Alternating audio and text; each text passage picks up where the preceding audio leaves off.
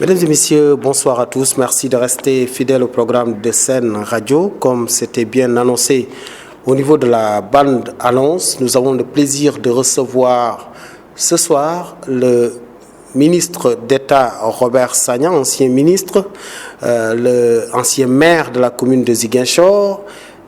Il est actuellement le coordonnateur du groupe de réflexion pour la paix en Casamance, GRPC, avec son bâton de pèlerin pour la paix en Casamance, un artisan privilégié de la question du processus de paix ici en Casamance. Le maire Robert Sagna, que nous avons le plaisir de recevoir ce soir dans cette émission Heure de vérité pour parler du processus de paix, de son niveau, de son évolution, qu'est-ce qu'il faut faire, parce que les Casamancés sont épris en ce moment, en tout cas, de paix. C'est vrai que le vent de paix souffle depuis quelques années ici en Casamance.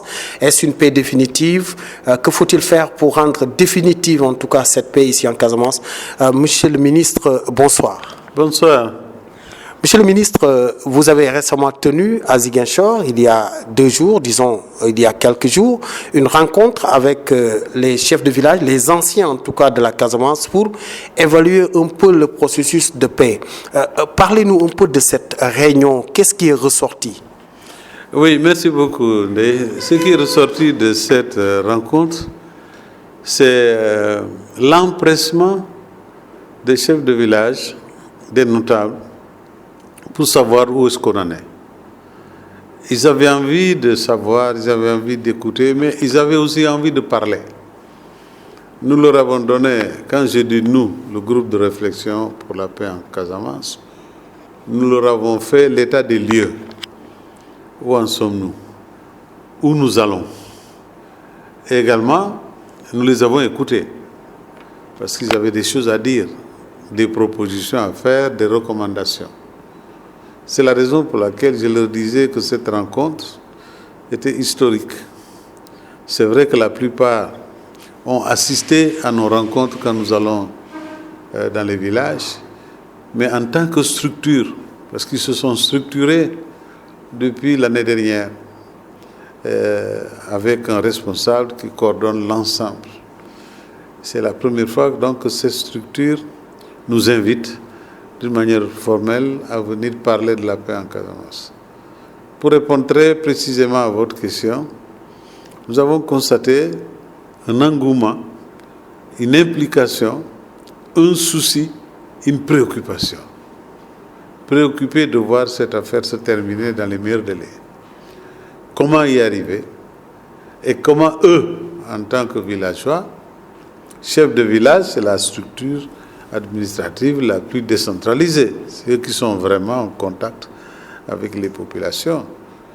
Et donc, ils avaient aussi envie de savoir qu'est-ce qu'ils peuvent faire pour qu'on aille de l'avant.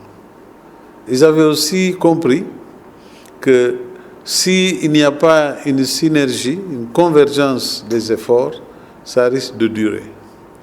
Mais ils avaient surtout envie de savoir l'autre côté, autrement dit au niveau des combattants du MMDC, qu'est-ce qu'ils font, où est-ce qu'ils en sont. Voilà. Donc le GRPC qui est en permanence en contact avec ces combattants, nous avons profité pour leur donner l'information la plus détaillée possible pour qu'elles puissent, ces populations, être également à un niveau d'information qui leur permet de pouvoir savoir comment elles peuvent, de leur côté, poursuivre, agir, dans la mesure où chaque village a ses combattants. Ils se connaissent, comme je leur ai dit, nous sommes nous, dans nous, on se connaît. Donc chacun peut jouer un rôle. Vous avez constaté aussi qu'en plus des chefs hommes, il y avait des femmes qui sont venues aussi dans le même sens, avec les mêmes préoccupations, et c'était excellent. Vous savez le rôle que joue la femme en Casamance.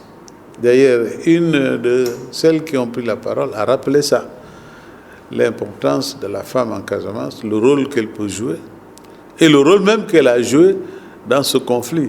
Elle a plus ou moins rappelé ça, en emmenant les gens à une prise de conscience, mais aussi une prise de responsabilité, compte tenu effectivement des pouvoirs qui leur sont conférés par la tradition, qu'elles peuvent utiliser pour aider à la solution. Donc ça veut dire il y a quand même de l'espoir hein, quand les anciens se retrouvent pour parler de cette question de la paix, qui connaissent bien la situation, ça veut dire qu'il y a de l'espoir. Oui, il y a quand même un espoir qui est réel.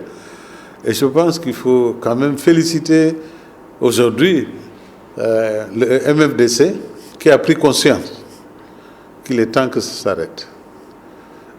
On vous a dit au cours de cette réunion qu'ils nous ont convoqués pour nous dire on a besoin de vous et nous vous informons qu'à partir d'aujourd'hui, nous avons décidé d'arrêter le combat. Nous avons décidé de suspendre la guerre. Qui a dit ça? Qui a dit? Ça s'est passé le 18 février de l'année dernière. Voilà, 2018. 2019. Nous avons décidé d'arrêter la guerre et nous avons envie aujourd'hui de saisir la main tendue du président Macky Sall pour aller à des discussions qui permettraient de mettre fin à ce conflit. Nous nous sommes engagés à renoncer à la violence. Nous nous sommes engagés à renoncer à poser, n'est-ce pas, des actes qui peuvent détériorer le processus. C'est pour ça que nous vous demandons, vous, GRPC, de pouvoir nous assister pour qu'on aille le plus vite possible vers ces discussions avec le gouvernement. C'est une avancée significative. Et ça, c'est en 2019. C'est 18 février 2019. 18 février 2019. Et entre-temps, pensez-vous qu'ils ont respecté en tout cas ce pacte? Oui, on observe aujourd'hui une accalmie réelle. Bon, il y a quelques petits soubresauts de temps en temps, ça c'est des choses normales. Mais on a quand même observé dans l'ensemble de la Casamance naturelle une accalmie. Voilà. Et c'est pour ça que nous nous plaisons maintenant à dire, nous, GRPC, que la guerre est finie. Mais ce n'est pas pour autant que la paix est là. C'est la raison pour laquelle, aujourd'hui, nous disons qu'il faut maintenant rétablir la paix, construire la paix définitive et durable. Pour ça, il faut franchir un certain nombre d'obstacles. Le premier, c'est d'abord leur propre unité, MFDC. Justement, on va en arriver dans un instant. Je rappelle à nos auditeurs que nous sommes avec le coordonnateur du GRPC, le ministre d'État Robert Sagna. Monsieur le ministre, on a vu que ce conflit a trop perduré, plus de 32 ans, disons bientôt 40 ans. Et vous l'avez dit, le gouvernement, l'État, les différents régimes ont essayé de trouver une solution. Et maintenant, on a l'impression qu'on n'est pas loin du bout du tunnel. Oui, les choses ont progressé positivement. Et il faut aussi reconnaître la disponibilité dont a fait montre l'actuel chef de l'État, le président Macky Sall. Dès qu'il a pris le pouvoir, il a tendu la main. Fort heureusement, accepté par l'autre partie, à savoir les combattants du MFDC, pour dire qu'il était disponible pour régler cette question, non pas par la force, mais par le dialogue. Ça a été bien compris. Cette disponibilité est là, permanente. Le président a aussi compris que le développement, comme l'a dit le pape Jean-Paul II, c'est un autre nom de la paix. C'est ce qui fait que, pour parler vulgairement, le président Macky Sall a mis le paquet en Casamance. Vous avez suivi, depuis 2012 qu'il a pris le pouvoir, les initiatives qu'il a prises en faveur de la Casamance. Par exemple, notre problème numéro 1, c'était l'enclavement. Aujourd'hui, la Casamance, on peut dire qu'elle est pratiquement totalement désenclavée. Si vous prenez le transport aérien, nous avons aujourd'hui 4 vols par jour sur Ziguinchor. Si vous prenez le transport maritime, on a les 3 bateaux qui relient Dakar à Ziguinchor. Et, pour ne pas dire la cerise sur le gâteau, le pont sur le fleuve Gambie. Quel soulagement et quel atout majeur pour les investisseurs et pour le développement. Dans le secteur touristique, nous avons eu une discrimination positive. Macky a fait voter une loi spécifique pour la Casamance. Et elle n'est applicable que pour le secteur de la pêche, du tourisme, pour les investisseurs qui viendraient investir en Casamance, avec des faveurs dans le secteur impôts, la fiscalité réduite, etc., etc.